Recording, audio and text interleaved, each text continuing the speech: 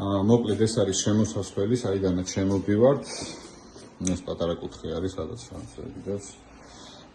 აქეთ არის მისაღები, აქეთ არის საძინებლები და სველი წერტილი. შემოსასვლელში დგას ეს დიდი კარადა, ზემოთ სათავსოებით, ქვემოთ ფეხსაცმლის უჯრებით. აქ საკიდებით, ეს არის სველი წერტილი, საკმაოდ კარგი ზომის. აბაზანით, ფრანგული გაყვანილობები არის ყველაფერი. გერმანული საკმაოდ მაღალი ხარისხის სისტემა არის რეალურად ყველგან. ახალი ხარისხის მანქანა, საშრობი, მოკლედ, რასაც ხედავთ, ყველაფერი რჩება აქაც. ეს არის მისაღების სივრცე. სადაც გაკეთებული არის ეს ჩაშენებული არ არის რეალურად აწყობილი ავეჯი არის დიდი ტელევიზორით დაახლოებით 17,000 ლარამდე დაჭდა თუ სწორად მახსოვს ეს მთლიანი კედლის გაკეთება. ეს არის საკმაოდ კარგი ხარისხის ავეჯი მემორებით და ორთოპედიული.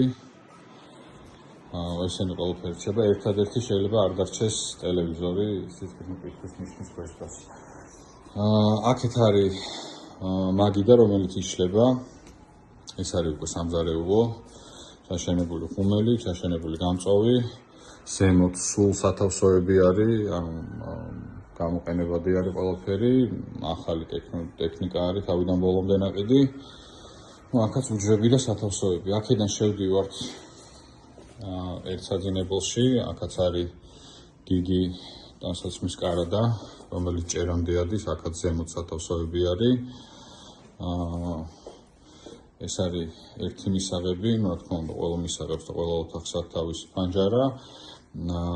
სადაც საკიდები მიდგას, იქ არის იმის საშუალება, რომ ჩაშენებული კარადაც გაკეთდეს, უბრალოდ მე არ მაქვს.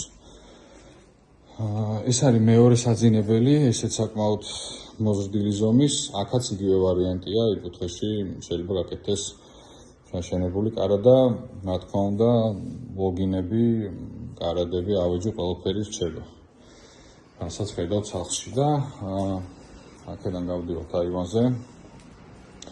ეს იტალიური ფონდ იტალიის ცენტრალური გათბობის სექციური გამართობლები არის, რომელიც სტანდარტულზე ბევრად მეტი დგას სახლში, რეალურად თითო ადგილას 10 ცალი იდგმება ხოლმე და აქ დგას 14-13 დაახლოებით ესე, ანუ რეალურად იმაზე მეტია, ვიდრე უნდა იყოს.